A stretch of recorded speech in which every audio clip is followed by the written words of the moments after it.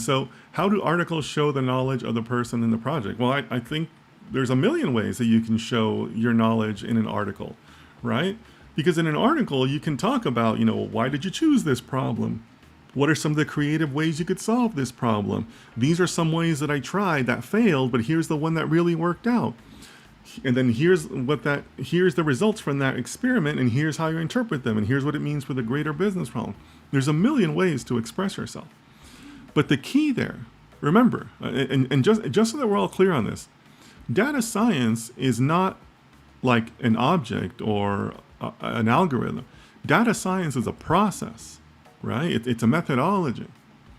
So articles are excellent for you to be able to show, I am a data scientist and I understand the methodology, and here's how I applied it to problem X.